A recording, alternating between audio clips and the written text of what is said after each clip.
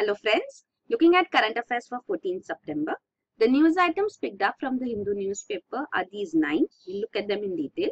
The first one, Petrol Diesel should come under GST, says Pradhan. So this is the oil minister, the central oil minister, Mr. Dharmendra Pradhan, who is talking about petrol and diesel. We know that petrol and diesel are excluded from GST. So they are still under the state government. The state government taxation is also there on petrol and diesel. So this value added tax has been increased. The tax which is imposed by the state governments has been drastically increased in recent times because the oil prices, first of all, government has deregulated them. Petrol and diesel prices means the prices are not controlled by the government, but whatever are the prices in the international market, those are what are present in the local markets also. Means you buy petrol and diesel at international prices, plus the taxes are also involved.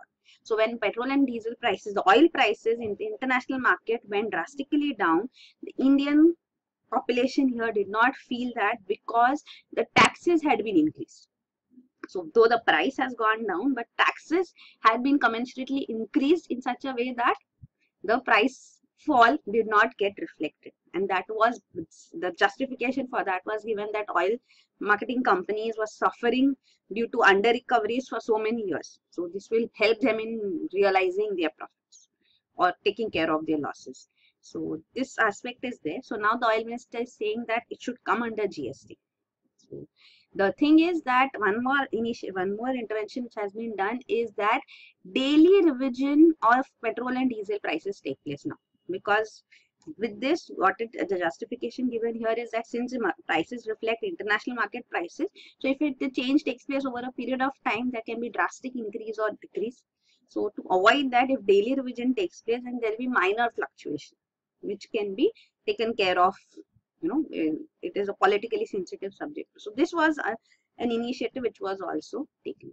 So since then also 7.3 per liter spike in oil prices too, still it has been continued. This initiative will continue. Daily revision would take place, and it is asking for bringing it under GST. So we see the excise duties which are imposed on petrol and diesel are by the government. So the government is not talking of reducing taxes.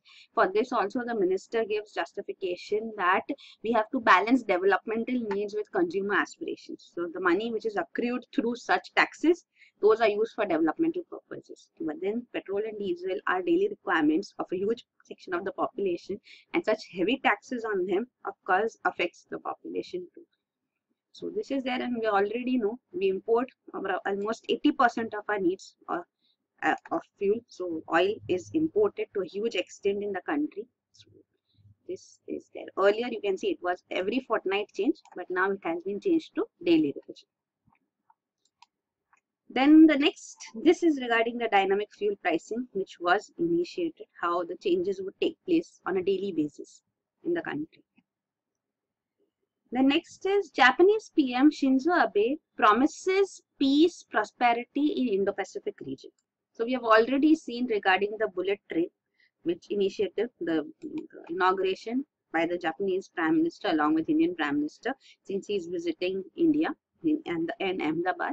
Also the ballistic and cruise missiles which India wants from Japan, they may also be sold. This is regarding the Shinmaiwa US-2 amphibian aircraft that India wants from Japan, which may be sold by Japan. Then there are also talks of India-Japan nuclear relations, because India-Japan nuclear deal has also been ratified by the Japanese legislature. Japanese legislature is known as DIAD. So this also took place recently. Plus now we know Westinghouse, the American subsidiary of Japanese company Toshiba. Toshiba had acquired Westinghouse, the American company. Westinghouse has filed for bankruptcy, but the project which it has initiated in India, so Toshiba can support it once India-Japan nuclear deal is also in place, because critical components come from Toshiba for Westinghouse nuclear plants too. So this aspect is also there in India-Japan relations. Then the next is regarding the high-speed rail project, the bullet train between Mumbai and Ahmedabad. Then the next news item is India-Japan signed pact on stem cell research. So we have cooperation in science and technology to research in stem cells. So this is specifically for even applications would be like it would make bone marrow transplants more accessible. So this stem cell research cooperation has been taking place, and an agreement as such between Department of Biotechnology through this Christian Medical College and Hospital of Vellore and Kyoto University, Japan. The cooperative program which is going on has been extended by 5 more years. So this is the development which has taken place in research in stem cells. So you can see that the Japanese scientist Shinya Yamanaka, he won the Nobel Prize in 2012 for his discovery that medicines can be developed. There are ways to reprogram mature stem cells. So of course you should know first what are stem cells. We'll discuss that too. So this regenerative medicine can be developed through stem cell technology. There are these induced pluripotent stem cells. What are these also? We'll see iPSC. So these all can be used for developing treatments for various diseases like sickle cell anemia, beta thalassemia, and even brain disorders. It talks of even a haplobank to be created relevant to Indian population. What is a haplobank? A haplobank is a specially maintained collection of embryonic cells that can in theory be directed to become any kind of cell and thus progenitor of replacement organs. So this which is relevant for Indian population would also be developed. So first we'll understand what is a stem cell. This becomes clearer. So a stem cell, you should know, a single cell which can replicate itself. So when an embryo is also developed, so when an embryo is there, there are stem cells because they are undivided, undistinguished. So all are similar, and then they further divide and differentiate into many different types of cells. So this is a single cell from which a human is also made in the uterus of a female. So this you can see a single cell replicates itself and differentiates into many types of cells. So such cells are called stem cells. Here you can see the hierarchy of stem cells. So stem cells at initial stage they would be totipotent. Totipotent means totally having the potential to form any type of cell. Then there will be pluripotent cells which can have plural different types, can be differentiated into different types. Then there will be specifically particular type of cells. So there are blood stem cells too which become into red blood cells or white blood cells. Then other stem cells they can develop into muscle cells, nerve, bone or tissue cells. So this you can see the embryonic stem cells. So embryo is the earliest stage of development before a fetus develops. When fertilization takes place between the sperm and the egg, that is what is called the embryonic stage, earlier stage, and then after that the fetus develops. So this an earlier stage only stem cells can be extracted. So here you can see this is the egg cell and the sperm cell fertilization taking place. This is a single cell embryo. So that it will further divide and form multiple stem cells. So this can be cloned as well, you can see. So cloning is, this is the egg cell from which the nuclear component has been removed. So this is an egg into which a donor nuclear material is inserted, and then this cloning is finished, and this cell which is developed, this is called cloning. So this cell would have the nuclear component exactly same as the donor cell. That is why it would be a clone of this donor. So that is clone embryo. And here you can see the egg cell which is formed a fusion of both two people. So this is through natural fertilization and this is through cloning. So embryonic stem cells can be obtained.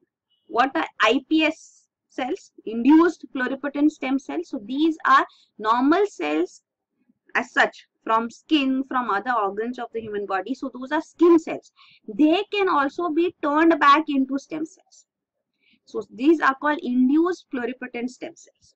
So this is done through addition of genes and chemicals.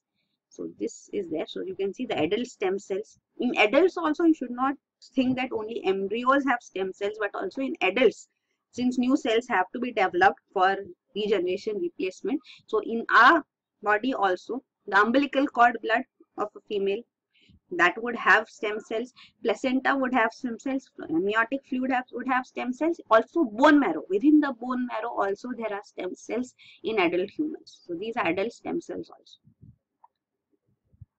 Then the next news item is India has narrow pool of mustard varieties, say agricultural scientists. So this is regarding GM mustard, an issue which has been going on for long, and we have also discussed it multiple times. Genetically modified mustard, which has been developed by Deepak Pental, an Indian agricultural scientist, a project which had been funded, a government funded project. You can see the university funded. So this is DMH11, Dhara Mustard Hybrid 11. The Genetic Engineering Appraisal Committee has given its approval for commercial release, but now the final approval of the Environment Minister is also required for this, which is pending. Plus also in the Supreme Court, there are cases going on against it. The Supreme Court had also appointed a technical advisory committee on this.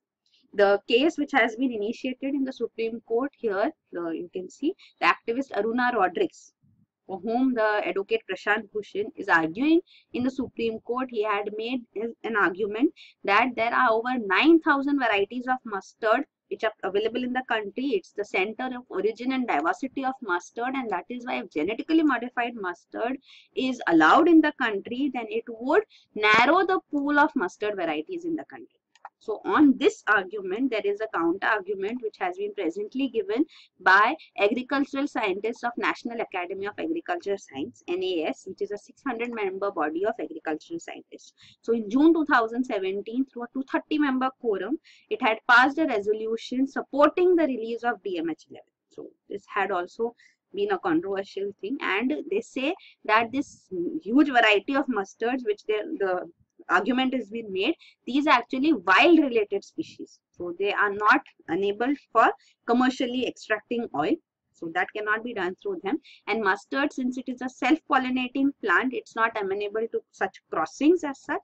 That is why they say that mustard DMH11 should be endorsed.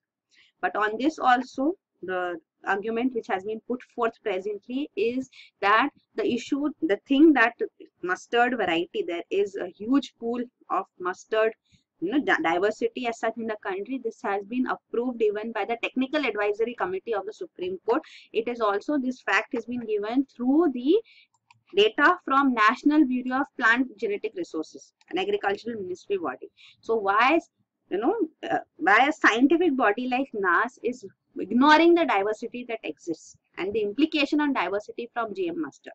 So because it is genetically modified, self-pollination would take place. So it may also, we had seen earlier that this is herbicide tolerant also, which may result into herbicide tolerant weeds or super weeds being developed. Because if pollination takes place between weeds which are growing near this GM mustard, so these are the concerns, and Supreme Court had earlier stated that herbicide tolerant crops should not be allowed in the country. So all that we have already discussed about GM mustard, but this issue again has been raised specifically with respect to the genetic diversity. So this is there. Then the next news item is Indo-Russian war games in October. So you should know about Indra exercise, the naval exercise, joint naval exercise which takes place between India and Russia. Now we have planned to expand this into a tri-service military exercise, means all three, Army, Navy and Air Force would take part in this joint exercise. So this will be the first time that a tri-service military exercise would be held by India with any country in the world. So this will be the Indra exercise which will be held in October 2017. This, it says, is a joint exercise for suppression of international terrorist activities under the UN mandate. And you should know about other exercises also, joint exercises like Malabar. So we have seen some of them like Simbex. Varun is with French Navy. Indra, as we saw, with Russian Navy. Konkan with Britain.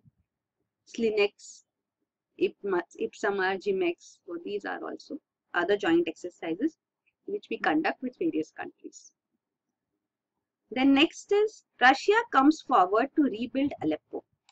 So a strongman from Russia's Chechnya's division has said that has made an offer that he would pay for the repair of the ancient Aleppo mosque, Umayyad mosque, which is located here. So this has been destroyed because of the fighting between the rebels and the government forces as such, and the evacuation deal which took place at the end of 2016 has brought it under the control of the Syrian regime, which was supported by Russia. It was given air cover. Moscow had been conducting air strikes here since September 2015. And finally, Aleppo came under the control of Syria, the Syrian government under Bashar al-Assad. So now Russian strongmen has offered to repairs for this mosque also. Plus even Russia is helping for rebuilding this region. It is providing building materials, construction equipments. Also military police of Russia has been stationed here to prevent looting and maintaining order. So these are the steps which have been taken. Even for electricity generation in Aleppo, an MOU has been signed by Syria with Tehran, that is Iran. So this is there. 5 gas units would be provided for to generate electricity and restore power here. So you should know about Syria, the various regions in Syria, and how they have slowly come under the control of the Syrian army too. This region you can see is under the Kurdish forces. Turkey lies up here. Then this region in pink is under the Syrian rebels who are opposing Bashar al-Assad government and are supported by Western powers, USA included. And this green region is the region under the Syrian government, Bashar al-Assad government, supported by Russia. And these grey regions are regions under IAS, Islamic State. So gradually this region is also reducing. You can see here Palmyra has been acquired. Aleppo is come under Syrian government control. Raqqa still remains with Islamic State. So this you can see here. Damascus is the capital here. Then next is Suu Kyi not to attend key UN meet. So this is regarding Myanmar's national leader Aung San Suu Kyi. She had been an activist, a politician who had formed her own political party, had contested elections during the rule of the military, the Junta rule in Myanmar, and her party had won elections, but then she was not allowed to form the government. She had been put under house arrest. This is in 1980s, and later when Myanmar military accepted democracy after decades, then finally she has been in the political forefront too, though not elected as the head of the country, but she is a prominent national leader here. And there is an outrage in Myanmar presently because of the violence against Rohingya Muslims. 4 lakh Rohingya Muslims have fled from Myanmar to Bangladesh. So this is a crisis before Myanmar, and she had been awarded Nobel Peace Prize during her struggle times, and now critics are calling for her to be stripped of a Nobel Prize because she has failed to halt this humanitarian crisis. The security forces, the Myanmar security forces, are conducting attacks here because there was a terrorist attack in this Rakhine state where Rohingya Muslims live, and in response to that, the steps which have been taken by the military here. So this all began on August 25, 2017. So there were attacks on 30 police posts and an army camp too. So because of this terrorist attack, the military counter-offensive has resulted in the Rohingyas leaving the country, fleeing the country. So this is said to be a step being taken by the military to remove the refugees who have already removed the Rohingyas, and Rohingyas have already been stripped of their citizenship by an earlier law. So they have been stateless for a long time. They are said to be from Bangladesh, and they are not accepted by Myanmar as its citizens. Though they are still living here, and now because of this counter-offensive, they are fleeing the country. So this is the huge crisis here, humanitarian crisis. The Rohingya villages here have also been torched, means they have been burnt, but then the military authorities say that it is not through them. So the Buddhist majority country here, they are also against the Rohingyas. So this whole issue, political issue, and her silence and no concrete steps being taken here to halt this has resulted in criticism against her, and that is why now the news presently is that she has cancelled a trip to a upcoming UN General Assembly because of the crisis. Then next is BPCL eyes GAIL, Oil India for merger. So this is regarding PSUs, oil PSUs merging. We have seen that Finance Minister Mr. Arun Jaitley in his budget speech had spoken of merger of state-owned oil firms. So this was his 2017 budget speech, so that a huge oil company can be developed which can compete with global oil firms. So here you can see one step which has been taken is that HPCL and ONGC merger has been approved. So now BPCL arrival is looking at merger with GAIL India and Oil India. So this approval is also being sought from the central government. This is regarding that.